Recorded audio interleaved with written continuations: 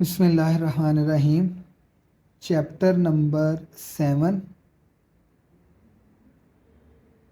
The control of cash transaction. ठीक है, अब जो कंट्रोल ऑफ कैश ट्रांजैक्शन है, इस चैप्टर में हमने बेसिकली जो चीज़ें डिस्कस करनी हैं कर लेते हैं। और ट्रांजैक्शंस क्या होती हैं ये हमने पहले भी पढ़ा हुआ है कि ये डीलिंग होती है बिटवीन टू और more person for sale and purchase of goods for a particular price। उसके बाद जी जो है वो ट्रांजैक्शन हमारे पास दो तरह की होती हैं, एक होती हैं कैश और एक होती हैं क्रेडिट। यानी अगर आपको अमाउंट जो है वो रिसीव हो जाए ऑन द स्पॉट तो उसको हम कैश ट्रांजैक्शन कहते हैं, और अगर आपकी अमाउंट रिसीव हो इन नियर फ्यूचर तो वो आपकी क्या होती है, क्रेडिट ट्रांजैक्शन।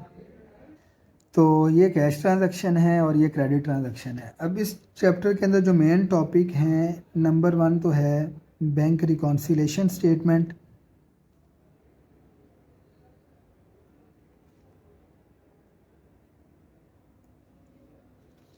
और सेकेंडली जो बात हुई है वो है कैश फ्लो स्टेटमेंट।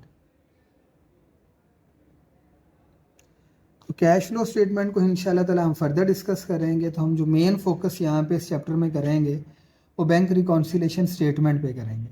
ठीक है जी। तो हम सब जानते हैं कि कैश बुक क्या होती है। ठीक है, a book in which all cash transactions,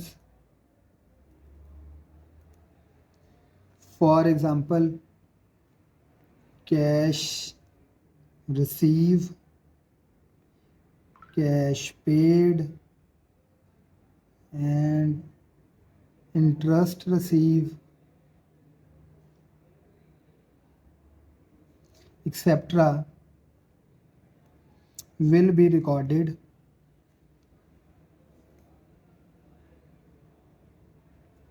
by an individual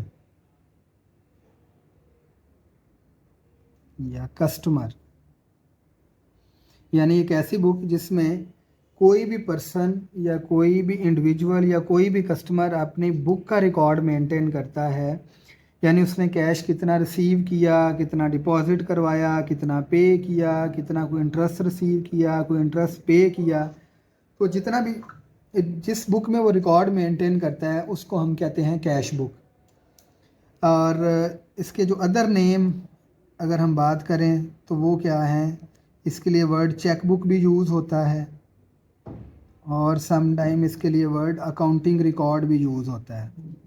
ये जो है ये रिकॉर्ड सारा हमारा अकाउंटिंग रिकॉर्ड होता है, तो इसलिए इसको कैश बुक भी कहते हैं, चेक बुक भी कहते हैं और अकाउंटिंग रिकॉर्ड भी कहते हैं। सिमिलर इसी तरह से सेकंड बुक होती है जिसको हम कहते हैं bank statement.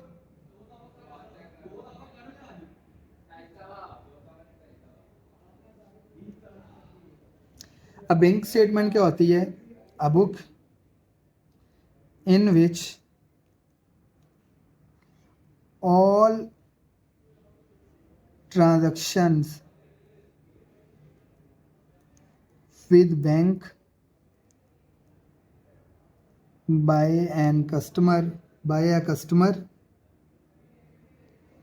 for example cash deposit, cash withdraw, interest, service charges या not sufficient fund will be recorded by bank is called bank statement. तो बैंक स्टेटमेंट क्या होती है? एक ऐसी बुक है जिसमें कोई भी बैंक जो है वो अपने इंडिविजुअल कस्टमर का रिकॉर्ड मेंटेन करता है।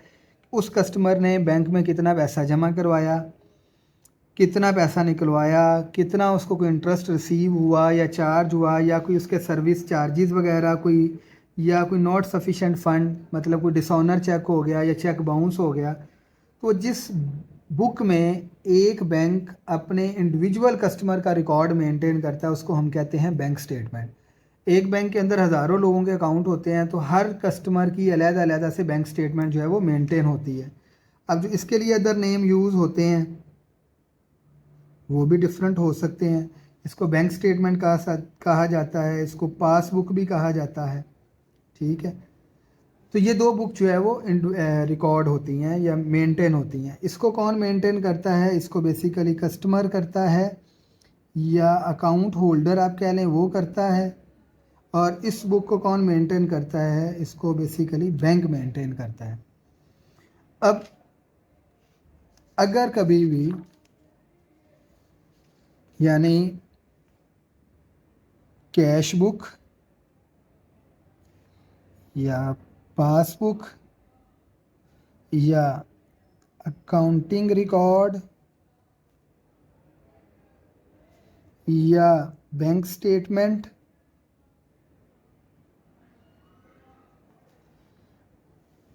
इनकी रिकॉर्डिंग में कोई डिफरेंस आ जाए, फ़र्क आ जाए।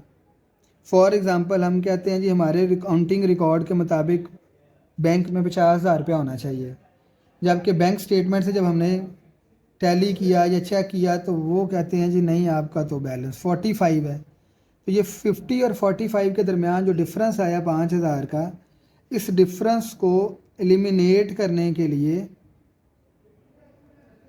हम एक स्टेटमेंट बनाते हैं और उस स्टेटमेंट को कहते हैं बैंक रिकॉन्सिलिएशन स्टेटमेंट, और शॉर्ट में हम इसको कहते हैं BRS। यानी if there is a difference between cash book and passbook या अकाउंटिंग रिकॉर्ड और bank statement, this difference will be eliminated by preparing a statement which is called bank reconciliation statement. तो हम क्या करते हैं कि इन डिफरेंस को eliminate करने के लिए, इन डिफरेंस को ख़त्म करने के लिए एक स्टेटमेंट बनाते हैं। उस स्टेटमेंट को हम कहते हैं बैंक रिकॉन्सिलेशन स्टेटमेंट। अब डेफिनेटली कुछ काजेज़ होते हैं, रीज़न्स होती हैं कि ये डिफरेंस क्यों क्रिएट होते हैं। इन डिफरेंस की कुछ काजेज़ हैं, कुछ रीज़न्स हैं। वो क्या हो सकती हैं? नंबर 1, आपके आउटस्टैंडिंग चेक हो सकते हैं, या अनपेड चेक, या हम इनको कहते हैं unpresented cheque. Number 2, deposit in transit या कैश इन हैंड, या फिर कैश रिसीट या रिसीव, और अनक्रेडिटेड चेक्स। दूसरी रीज़न ये होती है। थर्ड रीज़न हमारे पास क्या हो सकती हैं? एक्सपेंसेस। अब एक्सपेंसेस क्या हो सकते हैं? बैंक चार्जेस, या आप इसको सर्विस चार्जेस भी कहते हैं। बैंक चार्जेस या सर्विस चार्जेस हो सकते हैं, या फिर डिसऑनर चेक, या जिसको हम नॉट सफिशिएंट मार्क कर देते हैं, तो ये भी हमारे एक्सपेंस हो सकते हैं। ठीक है जी। या फिर इंटरेस्ट पेड। सिमिलर हमारे पास चौथा जो डिफरेंस आता है वो आता है इनकम की वजह से। तो इनकम क्या है, हमारे पास कोई इंटरेस्ट अर्नड हो गया, कोई डिविडेंड रिसीव कर लिया,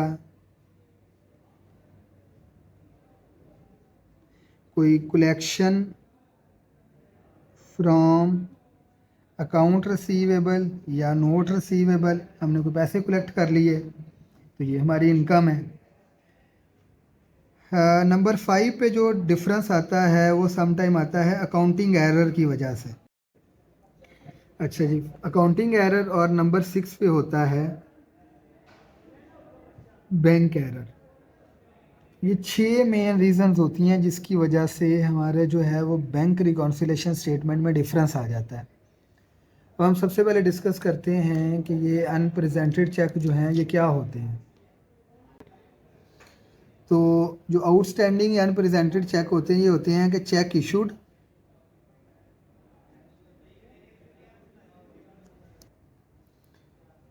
यानी चेक इशूड या drawn for the payment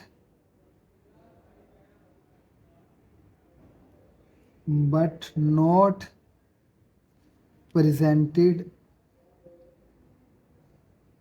for payment। यानी हमने किसी कस्टमर को चेक इशू कर दिया, इसके अंदर जो समझने वाली बात होती है वो ये होता है कि या तो चेक इशू करते हैं या ड्रॉ करते हैं। यानी हम किसी भी कस्टमर को पैसे देने थे तो हमने उसको चेक इशू कर दिया, लेकिन वो कस्टमर ने जाके बैंक से चेक को कैश ही नहीं करवाया। फॉर एग्ज़ाम्पल, अगर मैंने किसी को 10,000 का चेक देना था तो वो मैंने 10,000 का चेक दे दिया और मैंने फौरी तौर पे अपने पास कैश बुक में रिकॉर्ड कर लिया कि मेरे पास जो बैलेंस रह गया वो 40,000 का रह गया। लेकिन बैंक के पास जाके वो कब कब कम होगा, जब वो पर्सन बैंक में चेक लेके जाएगा और बैंक उस चेक को कैश करेगा। अब BRS एक होती है कि आप BRS जो स्टेटमेंट बनाते हैं ये आप डेली बेसिस पे भी बना सकते हैं, ये आप वीकली बेसिस पे भी बना सकते हैं, ये आप मंथली बेसिस पे भी बना सकते हैं, आप इसको ईयरली बेसिस पे भी बना सकते हैं। लेकिन जो ज़्यादातर मोस्टली प्रैक्टिस होती है वो मंथली बेसिस की होती है। तो अब अगर आपने कुछ चेक दिया और आपको पता है जो आप चेक इशू करते हैं वो नेक्स्ट 6 मंथ के अंदर अंदर आप जब मर्ज़ी जाके कैश करवा लें, तो अगर वो कस्टमर बैंक में कैश चेक नहीं लेके गया, उस वजह से एक डिफरेंस क्रिएट होगा, that is called unpresented cheque, और वो डिफरेंस रहेगा। सेकंड है डिपॉजिट इन ट्रांजिट। आपने कैश रिसीव किया but not deposited into bank, या फिर डिपॉजिट करवाया है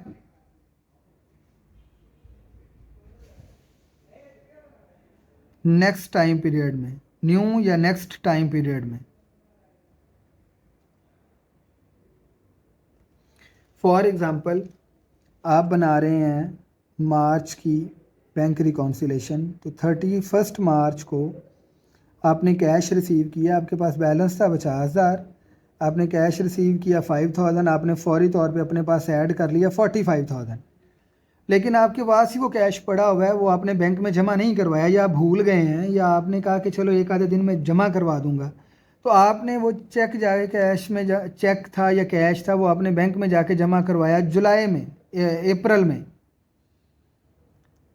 तो अब वो चेक की जो रिकॉर्डिंग होगी वो अप्रैल के पॉइंट ऑफ व्यू से होगी, वो मार्च के पॉइंट ऑफ व्यू से तो नहीं होगी। तो अगर आप मार्च की BRS बनाएंगे तो वहाँ पे क्लियरली डिफरेंस आ रहा होगा 5,000 का, तो उसको हम कहते हैं अनक्रेडिटेड या कैश इन हैंड या कैश डिपॉजिट। और इस तरह से बहुत सारे जो एक्सपेंसेस हैं बैंक जो है वो खुद ब खुद आपके चार्जेस डिडक्ट कर लेता, आपको पता ही नहीं होता। तो इसी तरह से बहुत सारी इनकम्स होती हैं जो डायरेक्टली आपके अकाउंट में ट्रांसफ़र होती हैं, तो वो भी आपको नहीं पता होता, तो इसलिए एक वो डिफरेंस क्रिएट होता रहता है।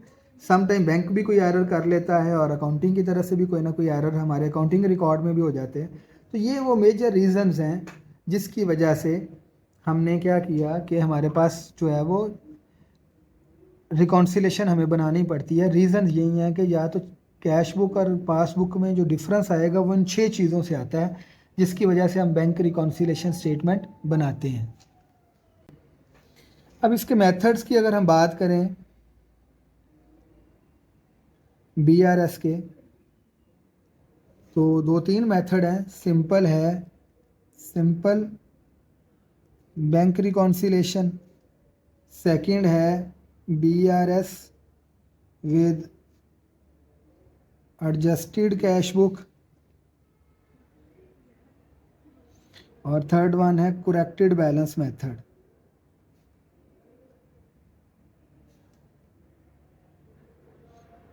तो यहाँ पे जो हम इस चैप्टर में या यहाँ पे जिस हम मेथड को फोकस करेंगे वो आपका मेथड नंबर 2 है कि आपने BRS बनानी है एडजस्टेड कैश बुक के साथ। तो इसलिए हम जो यहाँ पे मेथड डिस्कस कर रहे हैं दैट इज़ मेथड नंबर 2।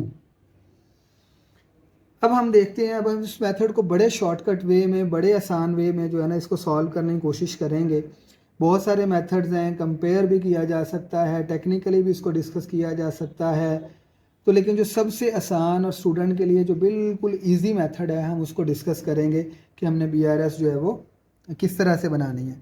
तो हमारे पास बेसिकली अगर हम बात करें क्वेश्चन किस तरह के आ सकते हैं, तो क्वेश्चन आपके पास number 1 BRS with adjusted cash book, तो आपने बनानी है, प्लस इसके साथ एडजस्टिंग एंट्रीज आ सकती हैं कि आप जी जो है वो एडजस्टिंग एंट्रीज भी पास करें। सेकेंडली आपकी एरर्स दिए होंगे किसी भी BRS में, तो आपने क्या करना है कि उसको करेक्ट करके बनाना भी है, और आपने शॉर्टफॉल जो है वो भी फाइंड आउट करना है।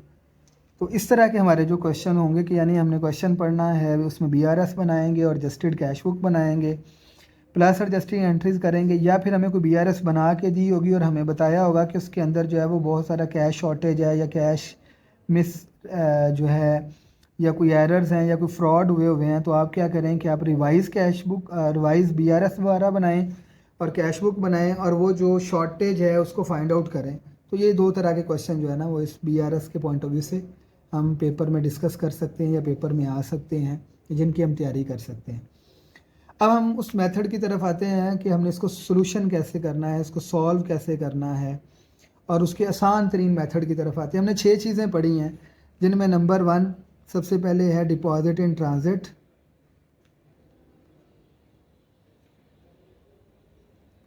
नंबर 2 आपके पास आउटस्टैंडिंग चेक है, नंबर 3 बैंक एरर है। एक तो ये तीनों चीज़ें आएंगी BRS में, बैंक रिकॉन्सिलेशन स्टेटमेंट में ये तीनों चीज़ें आएंगी, ठीक है जी। और अब हमने देखना जो इसका शॉर्टकट फार्मूला है वो ये है कि डिपॉजिट इन ट्रांजिट ने हमेशा जो है वो प्लस होना है, आउटस्टैंडिंग ने माइनस होना है, और bank error according to statement देखा जाएगा वो प्लस या माइनस होंगे। अब ये प्लस क्यों होना है, माइनस क्यों होना है, इसकी एक प्रॉपर रीज़न है, लॉजिक है, वो भी हम डिस्कस कर सकते हैं। बट ये बहुत आसान तरीका है कि आपने क्या करना है, क्वेश्चन को रीड आउट करना है, उसमें से देखना है BRS में से कौन कौन सी चीज़ें आएंगी और उन्होंने क्या होना है। तो ये ऐड होगा, ये लेस होगा, और ये प्लस या माइनस अकॉर्डिंग टू सिचुएशन हम देखेंगे कि प्लस या माइनस होना है। सेकेंडली हमारे पास एक्सपेंसेस हैं नंबर 4 पे, 5 पे हमारे पास इनकम है, और नंबर 6 पे हमारे पास अकाउंटिंग एरर है। तो ये जो आएंगी ये हमेशा जो है वो एडजस्टेड कैश बुक में आएंगे, और एक्सपेंसेस जो है वो डेफिनेटली लेस होंगे, इनकम ऐड होंगी, और एक्सपेंस जो है वो ऐड या लेस अकॉर्डिंग टू सिचुएशन होंगे। तो अब हमने क्या करना है, रूल क्या है, रूल ये है कि हमने क्या करना है, रीड करना है ट्रांजैक्शंस को, फिर हमने आइडेंटिफाई करना है कि उनमें से किसने BRS में जाना है और किसने एडजस्टेड कैश बुक में जाना है, और फिर हमने देखना है कि किसने कहाँ पे जाके प्लस माइनस या फिर प्लस माइनस होना है। तो उसके बाद हम सबसे पहले ट्रांजैक्शन को रीड करेंगे, फिर आइडेंटिफाई करेंगे कि 3 चीज़ें BRS में आनी है और 3 चीज़ें ही आपकी जो है वो एडजस्टेड कैश बुक में आनी है, और बस हम उसको प्लस या माइनस करके तो फिर एंड पे जो है ना वो हम बैलेंस फाइंड आउट कर लेंगे, और इन दोनों के जो बैलेंस है वो सेम आने चाहिए, जो एंड पे आंसर कह लें या बैलेंस कह लें वो सेम आने चाहिए। अगर वो सेम आएंगे तो आपका क्वेश्चन ठीक है, अगर नहीं तो इसका मतलब आपने किसी ना किसी जगह पे एरर की है, और प्लस इसके साथ आपने क्या करना है, एडजस्टिंग एंट्रीज पास करनी है। तो ये था आपका ओवरऑल एक बेसिक कह लें या एक ओवरव्यू कह लें कर ले। तो अगर आप इस मेथड को पेपर के पॉइंट ऑफ व्यू से करेंगे तो आपका बिल्कुल जो है वो इजीली क्वेश्चन सॉल्व हो जाएगा। और बाकी ये प्लस माइनस क्यों होते हैं, ये सारी डिटेल, ये सारे कॉन्सेप्ट हमने क्लास में डिस्कस किए हुए हैं कि ये क्यों ऐड होते हैं, ये क्यों लेस होते हैं, ये सारे हमने कॉन्सेप्चुअली पेपर में बात, ये क्लास में बात इस पर डिटेल पे कर ली है। अब आपने इस शॉर्टकट को फॉलो करना है ताकि आपका क्वेश्चन जो है वो पेपर में या एग्जामिनेशन पॉइंट ऑफ व्यू से या पेपर में गलत ना हो आपका, ठीक है, और आप अपने पूरे के पूरे मार्क्स जो हैं वो सिक्योर कर सकें। तो थैंक यू सो मच। आप अपना कमेंट जो है वो ज़रूर अपने कमेंट सेक्शन में जाके कमेंट करें, और आपका ही आपके लिए सब कुछ है, तो अपने इस चैनल को आप सब्सक्राइब भी करें और लाइक भी करें और शेयर भी करें। Thank you so much.